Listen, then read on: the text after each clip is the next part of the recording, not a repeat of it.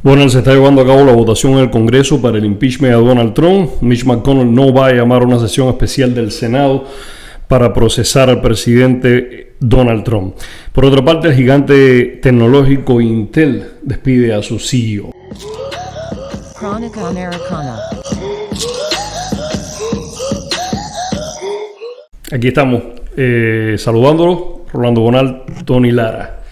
¿Qué te parece esta situación que está teniendo hoy en el Congreso? Se está llevando a cabo la votación. No tengo los últimos resultados de lo que ha ocurrido. Aún está en proceso. Lo que ha sucedido con relación a que Mitch McConnell anunciara que no iba a procesar el voto, o sea, no iba a llamar a una sesión extraordinaria, dice que este proceso de impeachment es un proceso de castigo político a Donald Trump, que no solo está en el plano político, es decir, se ha llevado al plano económico. Algunas compañías como Deutsche Bank han anunciado que rompen sus lazos financieros con la familia Trump.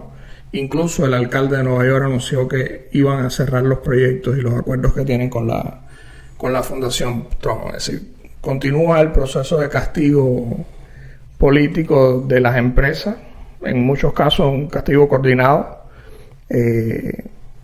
casi al mejor estilo soviético. Estalinista. Y por otra parte,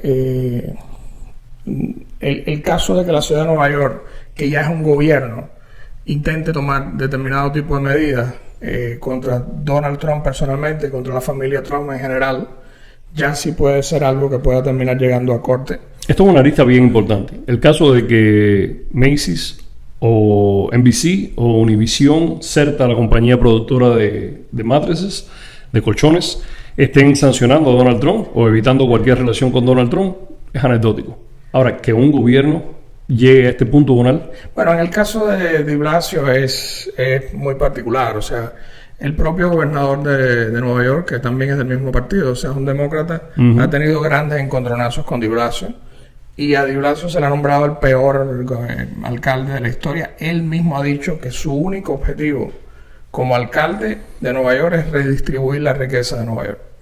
Es decir, estamos hablando de una persona que ya ni siquiera se puede tratar de socialista, es prácticamente comunista, al menos en sus proyecciones, y que tiene un nivel de rechazo enorme, incluso entre sus bases, o sea, incluso entre su propio partido, ¿no? El hecho de que Di Blasio se dispare así en televisión y diga que va a cortar todo tipo de lazo con la Fundación Donald Trump, con las empresas de Donald Trump, ¿esto es rebatible en los tribunales? Sí, a ver, o sea, una cosa es que las empresas puedan decidir quiénes son sus clientes, que fue un tema que debatimos ampliamente ayer, y otro tema muy diferente es que no haya consecuencias civiles, porque muchos de estos acuerdos que Trump tenía con Macy's, con Univision, con CERTA, con la propia ciudad de Nueva York, etcétera, son acuerdos firmados.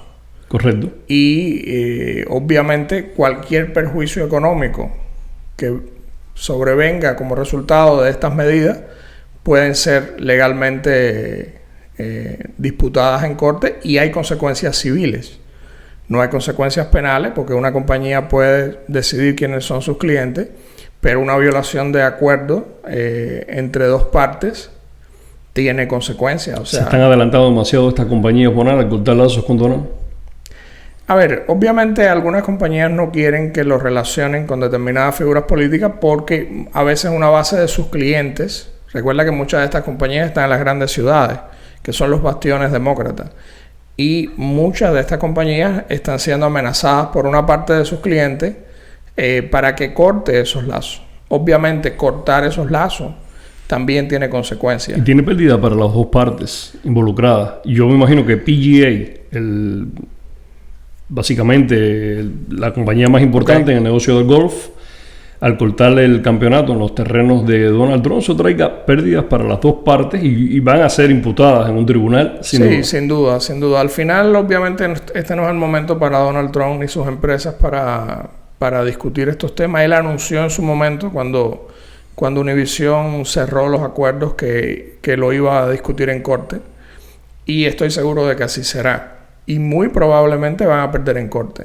Donald Trump es la figura presidencial que está en este momento en todos los medios, pero recordemos que Donald Trump, mucho antes de ser una figura presidencial, era un businessman, un hombre dedicado a la empresa, Y que tuvo los programas más vistos de televisión. O sea, llegó a ser uno de los hombres más admirados de los Estados Unidos. Más allá de un mogul del real estate, ¿en qué otros campos se desarrolla Donald Trump y sus fundaciones, sus empresas, sus corporaciones?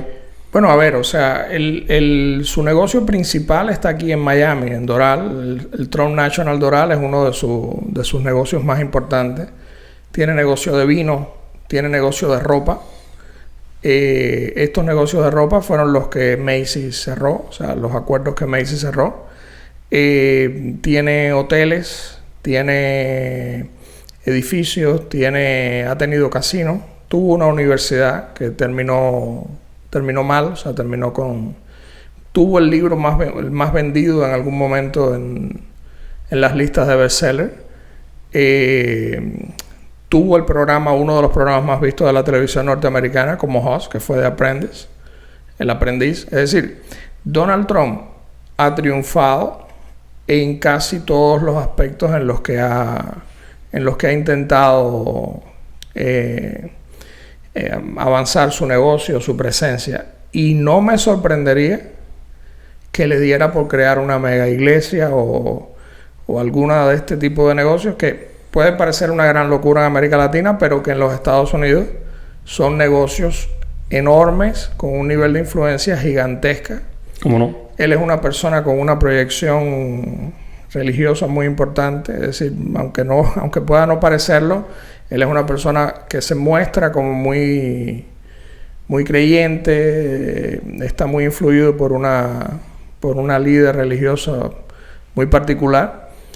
Y de hecho, cuando ha venido a Miami, muchos de sus eventos han sido en estas famosas mega iglesias, ¿no? Es cierto, Bonal. Yo lo que no me imagino es a Trump saliendo de la presidencia y sentándose. Él va a activar, a pesar de sus 70 y tantos años, él va a activar una serie de recursos. Yo me imagino que este corte que le están haciendo algunas compañías, a él lo va a llevar hacia algún carril. ¿Cómo te imaginas a Donald Trump una vez que sale de la presidencia y que tiene que reinsertarse en el mundo financiero, económico, productivo de los Estados Unidos? Bueno, a ver, sus compañías siguen operando. O sea, él lo que hizo fue ceder el control de sus compañías, pero él sigue siendo el dueño de esas compañías. O sea, sigue siendo el dueño de los hoteles, sigue siendo el dueño de todas esas cosas. Lo que simplemente hizo fue separarse de la administración, separarse del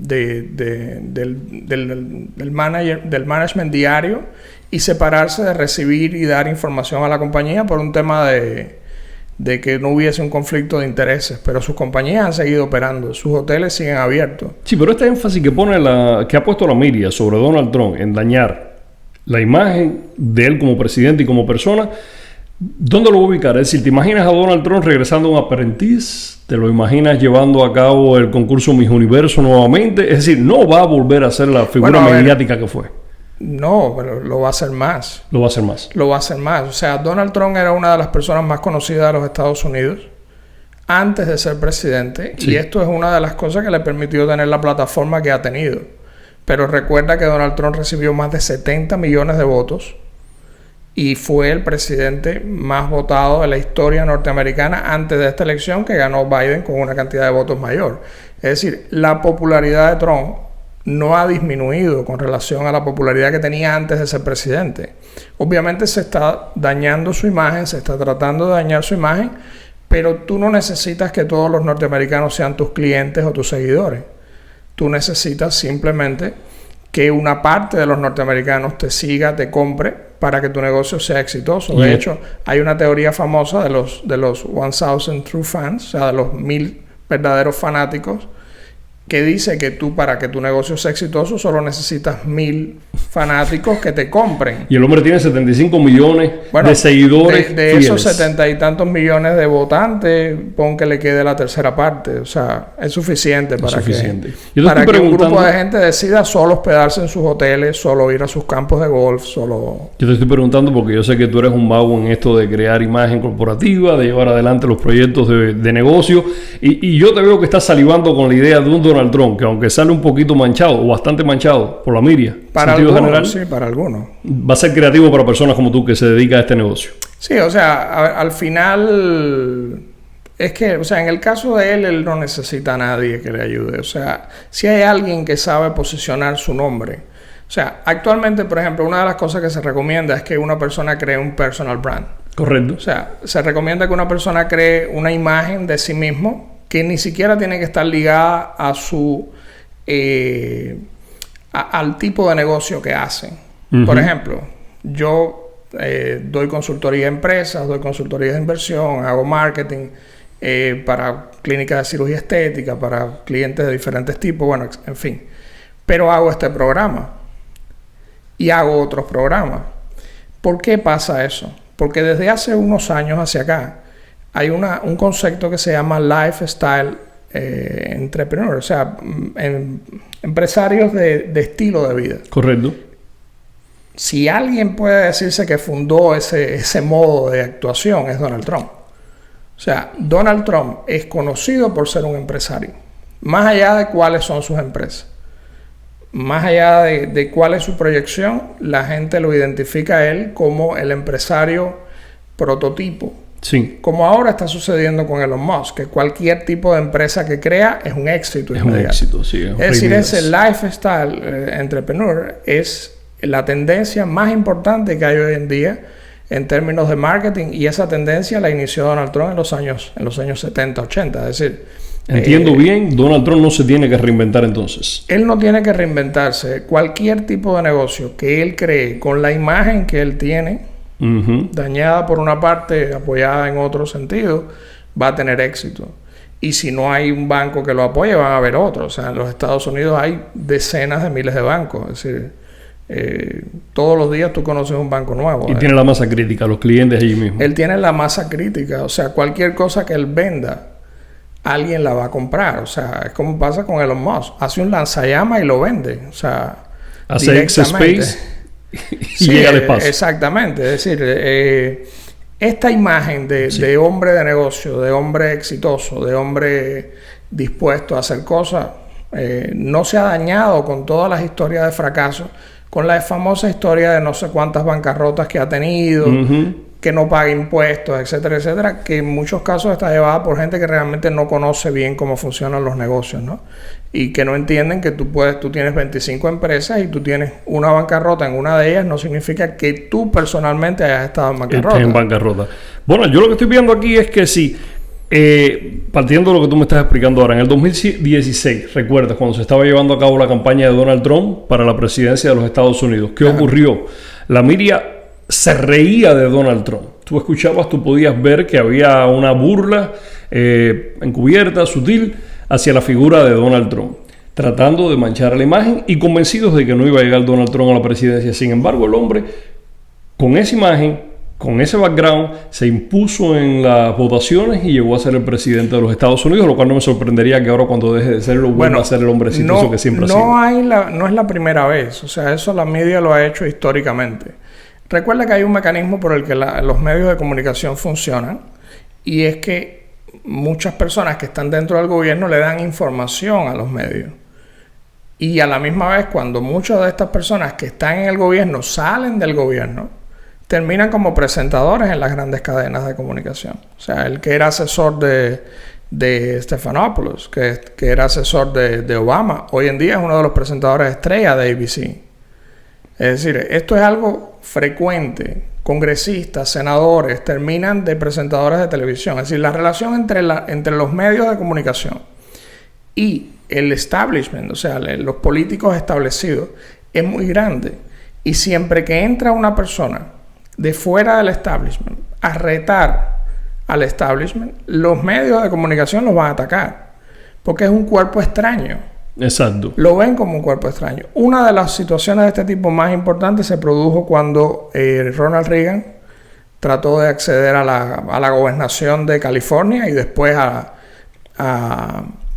la presidencia. En ese entonces solo un actor. Ronald Reagan fue un actor del oeste, y uno de sus personajes más famosos era un personaje que actuaba con un chimpancé. Y la foto de Ronald Reagan con ese chimpancé, la recuerdo perfectamente. Póster. Es un póster, o sea, recorrió todo el mundo. O sea, eso es increíble. En cierta medida, lo mismo sucedió con Arnold Schwarzenegger, que era el Mr. Universo, Exterminator, etcétera, etcétera. Y llegó a ser un gobernador bastante exitoso, sobre todo si lo comparas con Newsom, o sea, con el gobernador actual de California. Con un perfil un poco más a la izquierda que Reagan y Trump, pero una persona admirada, respetada. O sea, los Estados Unidos tienen esa capacidad. O sea, tiene la capacidad de que a la gente no le importa qué has hecho antes. Si tu mensaje es bueno, la gente te va a votar. Pero los medios de comunicación y los políticos, a todos los que son cuerpos extraños, los repelen, los atacan, como atacaron a Trump en su momento. Y anunciaron públicamente que no iba a tener ninguna posibilidad, y terminó siendo un presidente que ha sido en términos de su desempeño bastante exitoso. Es decir, ha tenido grandes acuerdos de paz, no ha involucrado al país en guerra, ha eliminado al Estado Islámico. Es decir, ha pasado muchísimas resoluciones. Ha eliminado regulaciones, ha tenido incluso éxitos hasta en su intención de construir el muro, que recuerda que se veía como una locura, como algo que no iba a poder hacer, y muchos en los medios de comunicación y en la política anunciaban que no era posible. Terminó construyendo muchas millas de muro, y ya nadie recuerda que realmente ese muro se empezó a construir en los años de Clinton, ¿no? Porque era un acuerdo bipartidista que existiera un muro entre México y Estados Unidos. Después se le ha achacado a Trump como un símbolo de racismo, de racismo, etcétera, etcétera, pero o sea, el muro estaba allí antes. Existía y él solo lo amplió. Bueno, regresando, ayer hablábamos de este juicio de impeachment que se está llevando a cabo la votación. En el Congreso no se va a necesitar una supermayoría, muy probablemente pase, pero ya vimos que Mitch McConnell, el actual líder de la mayoría en el Senado, planteó que no iba a llamar a una sesión extraordinaria. Tú planteabas que este llamado impeachment nació muerto. ¿Es el caso a partir de esta declaración de Mitch McConnell? Sí, nació muerto. Recuerda que se empezó a anunciar a partir de los eventos del asalto, del asalto, o sea, de la entrada de un grupo de Trump supporters, o sea, de gente que apoya a Trump al Capitolio.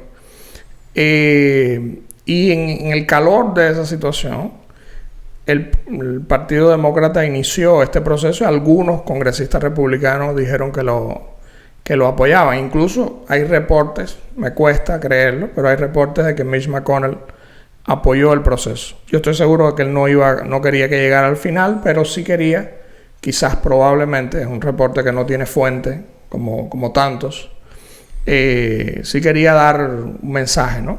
Para quizás parar lo que estaba sucediendo. Pero obviamente, o sea, no tiene ningún sentido para el Partido Republicano, en el momento en que Trump está saliendo, hacerlo salir por la fuerza a través de un impeachment, porque el único objetivo que tiene es castigo político. Si fuera un poco antes, o sea, si hubiese ocurrido hace algunos meses, como el impeachment anterior, el objetivo era que Trump no volviera a presentarse a las elecciones. Pero en este momento no se van a dar las condiciones. No se dan las condiciones para que suceda. O sea, es simplemente una campaña de desgaste para poner el foco en castigar políticamente a Trump, y no solo a Trump, sino incluso a su gabinete. De hecho, el editor de la revista Forbes, una cosa que me sorprende, porque el propio Forbes es un presentador, o sea, es un pundit, o sea, un presentador habitual de temas conservadores en Fox News. Entonces, el mismo editor de la revista Forbes pidió públicamente no contratar a ninguno de los miembros del gabinete de Trump. Es decir, represalias en términos de empleo futuro, contrataciones, en fin. Sí, que está pesando lo que está ocurriendo. Bueno, yo estaba pensando, esto ha sido una presidencia sin igual. Muy diferente en todos los sentidos, una etapa de la vida política de Estados Unidos muy diferente. Y muy entretenida para los medios. Vamos a ver cómo es ahora. Allí voy. ¿Tú recuerdas que históricamente el último periodo de un presidente en la Casa Blanca, o sea, de un término, es decir, cuando se realizan las elecciones, a que se sabe o se asume que va a ganar uno de los candidatos hasta que sale el presidente que está sentado, en ese momento se conoce como el lame duck. Ajá. El pato acostado sería la traducción. Acostado, exactamente. Sí. No ha habido lame duck. Es No, decir, para nada. por minutos se van desarrollando informaciones. Es una oca. Trump estuvo hace solo un día en la frontera revisando el muro que tú mencionabas. Sí. Es decir, se generan informaciones cada día, hay cambios políticos, hay movimientos políticos, hay desarrollo en el Congreso, en el Senado. No ha habido periodo de ley doc en la presidencia de Donald Trump.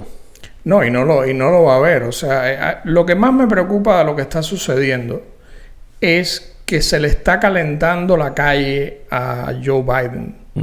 Este proceso de censura generalizada, que al final no va a ser efectivo porque es puntual y obviamente va a ir cesando en el tiempo cuando estas figuras que trabajaron con Trump y el propio Donald Trump ya no estén en la presidencia.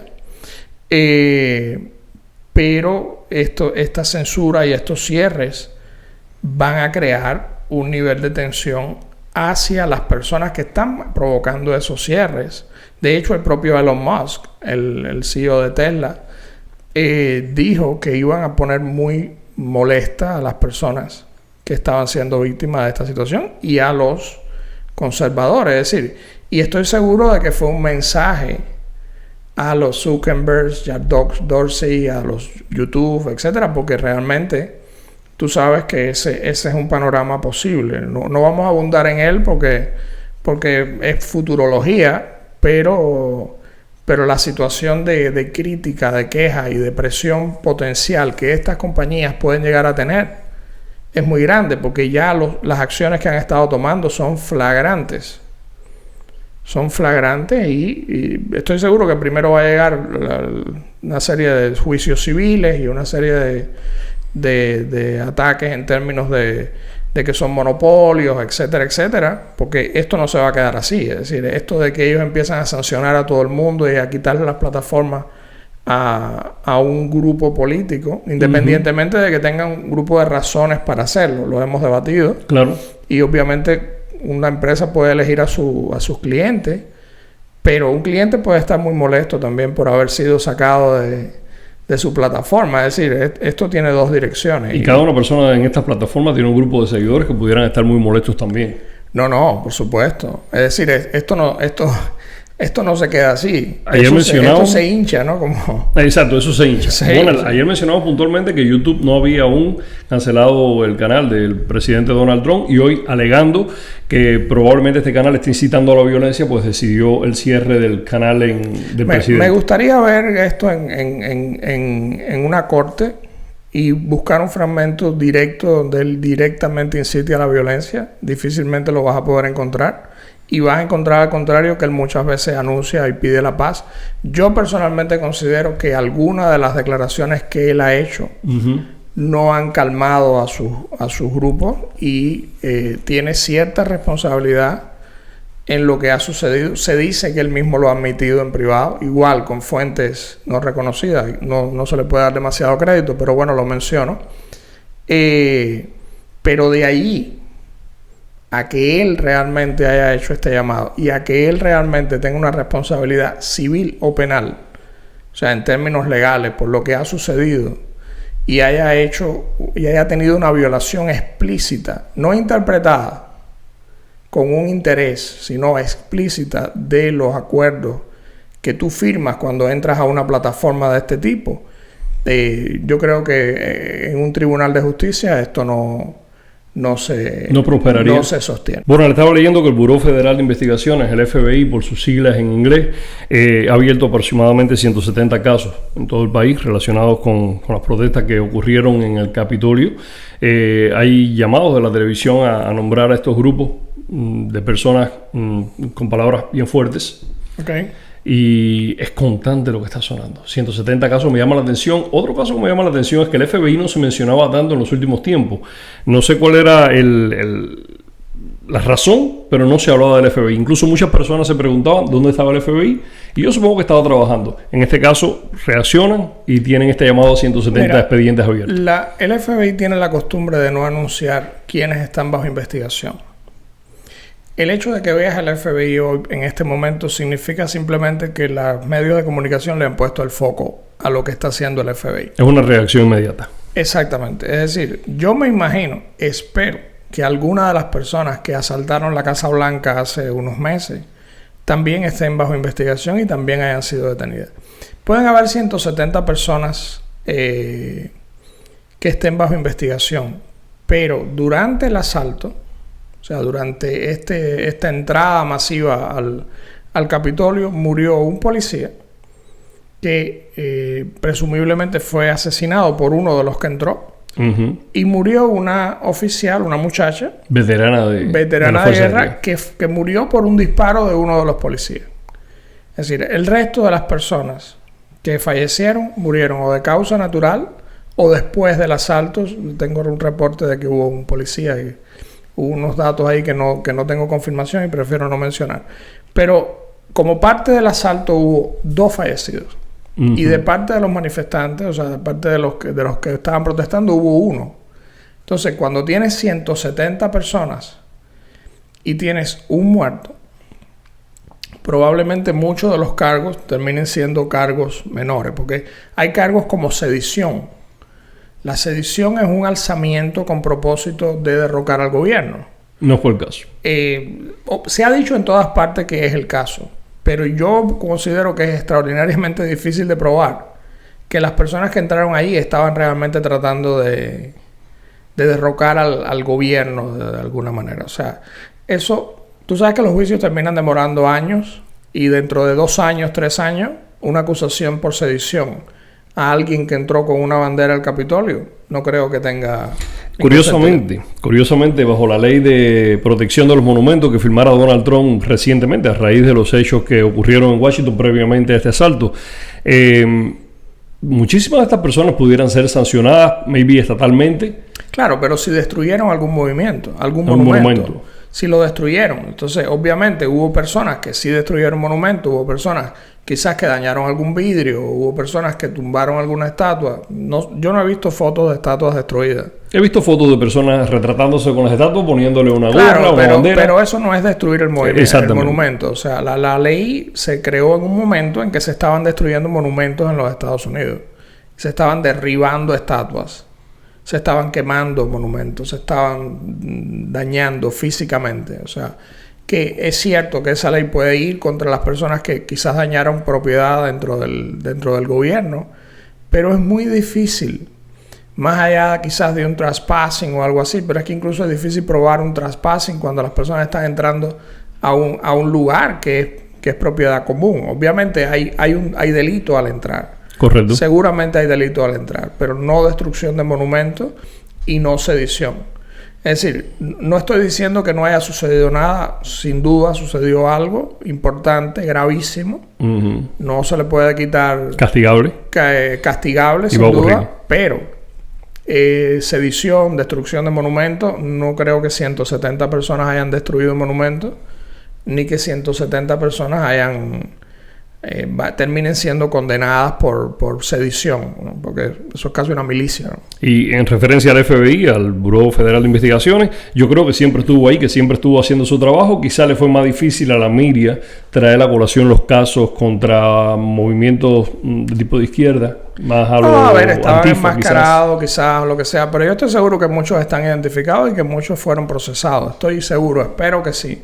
De hecho, en su momento el FBI creó una división en particular para identificar a las personas que estaban subiéndose en los monumentos, que estaban dañando los monumentos. Y alguna que otra salió en las noticias. Vimos alguna referencia a salió en las noticias. Exactamente. No con este alcance, pero sí salió. Bueno, tú sabes que ayer, cambiando de tema, porque esto va a continuar, estos 7 días van a ser llenos de noticias referente a la política norteamericana. Pero cambiando de tema, ayer estábamos hablando del Bitcoin, ¿lo recuerdas? Sí, cómo no. Hoy yo tenía que traerte esta nota, porque es muy interesante y porque hace referencia a lo que estábamos hablando ayer. Tú sabes que hay un programador alemán de nombre Stefan Thomas. Okay. Este hombre ha perdido el password para acceder a su cuenta de criptomoneda en Bitcoin. Este hombre tiene la fortuna de 7,002 Bitcoins. Bueno, le estaba viendo. Sin embargo, tenía su password guardado en Key-Iron. Pero el hombre pierde el acceso a Key-Iron y le quedan pocos intentos de lograr una entrada exitosa a su dinero. Esto le ha pasado a mucha gente. ¿De verdad? Sí, claro. Yo no me imaginaba un programador perdiendo su password. Déjame decirte, fue una cosa que me sorprendió. O sea, lo que sucede es que muchas veces Cuando estamos hablando de password importante, la gente no lo guarda debidamente por un tema financiero. Es decir, no sé, tú tienes los passwords guardados de tu email, de tu no sé qué, no sé cuándo. Pero a lo mejor el password de tu banco no lo tienes guardado. ¿Me entiendes? Por miedo, lo recuerdas, o tu Social Security Number, lo tienes, no lo guardas escrito en algún lugar. Es decir, y entonces ahí es cuando vienen los problemas. También tienes que tener en cuenta que muchas de las personas que compraron Bitcoin en sus inicios no sabían la importancia que iba a tener. O sea, yo me recuerdo en Cuba llamando a mi tío, quiero comprar una cosa que se llama Bitcoin. Por supuesto no me lo compró y no me dio el dinero. Pero, o sea, lo que ahora se ve como algo muy importante, no lo era hace unos años. Hace 10 años no lo era. Bueno, pues es increíble. 7.002 Bitcoin, que hoy a 20.000 aproximadamente dólares por cada uno, es una fortuna lo que este hombre acaba de perder, olvidando la contraseña para acceder aquí a Iron. Eso sí, no la olviden, guárdenla. Guárdenla en el futuro. Bueno, el otro tema que habíamos planteado para comentar hoy. Ajá. Intel. Es una palabra clave. ¿Qué cosa es Intel? Ok, Intel... Intel es el fabricante de la mayoría de los procesadores de computadora que se usaron o que se han estado usando hasta ahora. Intel llegó a tener el 80% de todos los procesadores de computadora en el mundo. Es decir, llegó a ser prácticamente un monopolio y llegó a ser el estándar de microprocesadores. Incluso hay una historia interesante que liga a Steve Jobs con Intel. En un momento determinado, Apple decide usar sus propios procesadores y dejar de trabajar con Intel. La empresa empezó a retrasarse de manera importante porque lo que ellos pretendían lograr no lo lograron. Y cuando votan a Steve Jobs y Steve Jobs regresa a la compañía, una de las primeras medidas que toma, en gran parte con ayuda de Microsoft, es volver a Intel. Y sus fanáticos no lo tomaron muy bien. Es decir, Intel es considerado uno de los grandes monopolios y en esta época un poco al nivel de IBM, y se le consideraba como el gran monopolio, la empresa de la que había que alejarse. Pero al final Apple regresó. En este momento, Apple acaba de sacar unas computadoras con procesador que se llama M1, sí, que fabrica una empresa que se llama Taiwan Semiconductor, que es clave en este despido del CEO de... Déjame mencionar que si yo traje a Intel a colación es porque estuve viendo las noticias que Intel primero sube su ganancia en la bolsa de valores y a la misma vez despiden a su CEO. ¿Es una referencia a uno como otro? Suben la bolsa porque despiden al CEO. Oh. ¿Ok? ¿Qué pasaba con el CEO de Intel? A ver, según dijo el CEO de Intel hace algunos meses, Intel había cometido el error de intentar avanzar más rápido de lo que la llamada ley de Moore permite. O sea, Moore fue uno de los fundadores de Intel. Según esta ley, la cantidad de procesadores dentro de un microprocesador, que al final tiene otros procesadores dentro, tiene un crecimiento regular. Intel trató de dar un salto, una cosa increíble. O sea, trató de lograr algo que no se había logrado antes. Y el resultado fue que se quedó corto. O sea, el resultado fue que...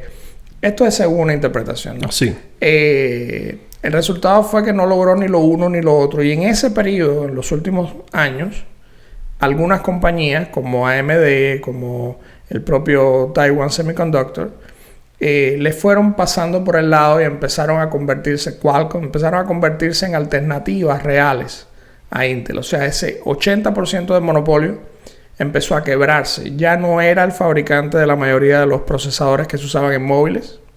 La mayoría de las personas usan móviles. Y de pronto ese monopolio empezó a resentirse. Intel empezó a tratar de mudarse a la nube, de crear almacenes de datos, o sea, de tener otro tipo de negocio. Pero se vio su reputación manchada. De hecho, en un momento determinado, a partir de todos estos problemas que hubo con Taiwán, con China, etc., Taiwan Semiconductor, apoyado por Trump, crean una fábrica importante en los Estados Unidos. Yo, de hecho, recomendé a muchos de mis clientes invertir en Taiwan Semiconductor.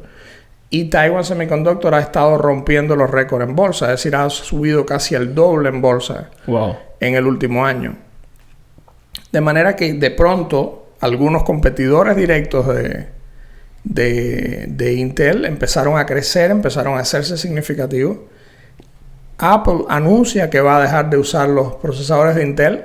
Sacan sus laptops, o sea, sus Macs, sus computadoras con el procesador M1, que es un procesador que fabrica un competidor de Intel, Taiwan Semiconductor, y resulta que son un éxito. O sea, contrario a lo que había pasado en el pasado. Entonces, estos golpes... probablemente evitarían que Apple regresara a los semiconductores. No, o sea, yo no creo que vuelvan a regresar. Sería una vergüenza que lo vuelvan a hacer, ¿no? Pero, obviamente, muestra que hay una debilidad de parte de Intel. Y los inversores estaban hasta los momeyes con el CEO que acabaron de despedir. Llegó el momento en que llegó a despedir personal. Es decir, o sea, una empresa que fue líder empezó a retrasarse y ahora se ha tomado la medida de traer al CEO de VMware, que es una empresa de virtualización, etcétera, etcétera, como nuevo CEO de la empresa. Estuve haciendo la tarea por acá. Pat Gelsinger es el nuevo CEO que acaban de nombrar en Intel. Este hombre tiene 59 años de edad, es un muchacho prácticamente. Ha estado en la industria por más de 40 años. Cuando tiene 50 te parece que uno de 59 es un muchacho, ¿no? Bueno, el hombre fue CEO de VMware y tú me decías que VMware es Virtual Reality... No, VMware es Virtual Machine. O sea, es una compañía que se dedica a virtualizar computadoras. Tiene muchísimo que ver el tema de virtualización de computadoras con el tema de la nube. Recuerda que ayer estuvimos hablando sobre el poder que Amazon tiene dentro de estos servidores de la nube y de que su fuente principal de ingresos es la nube. O sea, esto del AWS, o sea, los servidores que tiene Amazon en la nube. Y hablamos de que Parler había sido sacado de los servidores de Amazon. Hoy Ben Shapiro mencionó que los servidores de su empresa también están en Amazon. Oh, wow. Es decir, de pronto... Te das cuenta del poder que tienen estas compañías, que tiene Amazon, que tiene Microsoft, etcétera. Una posibilidad, una importante posibilidad, es que Intel esté pensando, y sería una gran idea, esté dando por perdido gran parte del liderazgo en procesadores y use sus procesadores para crear sus propios, porque Intel lleva tiempo tratando de hacer sus propias computadoras, que termine tratando de hacer sus propios servidores y creando su propia nube, y haya traído al CEO de VMware para crear esta nube y competir con Amazon y con Microsoft. Este hombre que acaba de ser nombrado CEO de Intel, Pat Gelsinger, dice que duplicó el tamaño de la compañía para la que trabajaba, la VMware, desde el año 2012 hasta esta fecha en que abandona para irse con Intel. Esto es una de las razones por la que la llaman, of course, para que cubren Intel, para que sea el CEO de Intel. Y la otra razón posiblemente sea esa, que ellos estén mudándose de producto. Sí, es muy probable. VMware es una subsidiaria de Dell. Es decir, no dudes que hay un partnership con Dell para fabricar estas computadoras y crear un nuevo agente en la nube. O sea, las nubes es un buen negocio. Y probablemente Intel quiera incursionar. Ok, y en la bolsa... momento para... Eso es lo que te iba a preguntar. En la bolsa, entonces, ¿qué tú crees? ¿Hoy subió un 7% según estuve viendo? Obviamente es una buena noticia que Intel haga algo porque estaba en caída. Obviamente la situación general de expectativa de inversión en los Estados Unidos es un poco... tú sabes, rara, pero para una persona que tenga dinero, porque uno debe invertir el dinero que le sobra, o sea, invertir es algo de largo plazo. Tú no puedes invertir con la renta del mes que viene, ¿ves? Literalmente. Porque si no, pero para gente que tenga dinero, invertir a largo plazo en una compañía como Intel o como Taiwan Semiconductor, están en niveles históricos Taiwan Semiconductor, pero el tema de los procesadores va a seguir creciendo porque está viniendo lo que se llama el Internet of Things, o sea, el Internet de las cosas. O sea, hay que entender que muchas de las cosas que nos rodean, las luces, los micrófonos, el televisor, o sea, realmente no son computadoras. Muchas de estas lámparas no son inteligentes, es decir, no tienen procesadores. Y va a llegar ese momento. Oh, que sí va a llegar. Bien. La mesa va a tener procesadores para saber si te sentaste, si comiste, si no comiste. Wow. Es decir, este cubo, que es un cubo de tiempo, va a tener procesador para transmitir y decir si cumplimos el tiempo o no. Es decir, el procesador le falta todo, a tu gorra. Le falta un procesador. Le falta un procesador. Es decir, el mundo que viene es de procesamiento. Eso es increíble. Entonces, tenemos que seguir en la bolsa definitivamente a Intel con este nuevo cambio que ha hecho y con la perspectiva de cambiar hacia un nuevo producto. Hacia un nuevo servicio, sin duda. Sí. Ya que estamos en la bolsa, te quiero mencionar algo. Estuve viendo que hay apuestas de que la bolsa va a superar porque una futura presidencia demócrata a partir del día 20 podría ampliar lo que el gobierno gasta y que eso va a traer como un levantar de la bolsa. A ver, sin duda va a haber un aumento de gastos en infraestructura, pero el país ha gastado mucho dinero. Eso es una realidad. Y también han anunciado que van a aumentar los impuestos contra las compañías, porque recuerda que Donald Trump bajó los impuestos corporativos al 21%. Sí. Entonces, si se aumentan los impuestos corporativos, es difícil que el valor general de las compañías aumente en bolsa por una razón muy sencilla. Es decir, las compañías te pagan dividendo de dos maneras. O sea, te pagan dividendo por la ganancia y tú no tienes ganancias si tienes grandes impuestos, o simplemente crecen en bolsa por la expectativa de ganancia que puedan tener. Pero si tienes más impuestos, la expectativa de ganancia también va a bajar. Es decir, no vamos a hacer un programa de inversión. Claro. Pero sí, esta apuesta del gobierno en invertir en infraestructura va a evitar, digamos, que haya un colapso inmediato a partir del día 20 en la bolsa o algo así. La inversión en infraestructura crea determinado tipo de trabajos. O sea, por ejemplo, trabajos en construcción, diseño de puentes, ferrocarriles. O sea, además hemos hablado de que los Estados Unidos tienen un retraso relativo en ese sentido. Entonces, a esos sectores los puede beneficiar. ¿Qué sucede con la inversión en estos sectores? Sí. Que no siempre realmente reactivan la economía. Es decir, tenemos historias de países, incluso con gobiernos de derecha y de izquierda, que han construido aeropuertos que nadie visita, carreteras que nadie cruza, puertos que están cerrados. Es decir, no estamos hablando de hacer cualquier tontería con cemento, ¿ok? O sea, no estamos hablando de construir el circo romano, o sea, el coliseo romano. Monumentos. Para que la gente se divierta y punto. O Elefantes blancos, como se llaman algunos de estos proyectos. Si tú construyes algo que facilita el comercio, por ejemplo, es muy difícil llegar a ciertas zonas en los Estados Unidos. Si tú conectas esas zonas y facilitas que determinados profesionales vivan en el centro de los Estados Unidos y viajen con facilidad a la costa, muchas de estas zonas centrales de los Estados Unidos se terminarían desarrollando de manera importante.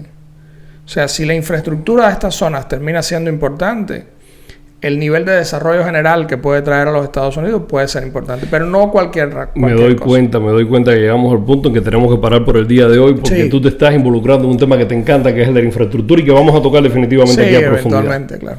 Claro que sí. Ha sido Crónica Americana. Yo quiero insistir hoy que estamos en podcast, que me encanta el podcast, que quiero que ustedes lo oigan. En Spotify lo pueden bajar, Crónica Americana. Rolando Oral y Tony Lara, ya estamos en Spotify, estamos en Google Podcast, estamos en otro montón de podcasts y pronto ojalá estaremos en Apple Podcast, que es uno de las plataformas más importantes.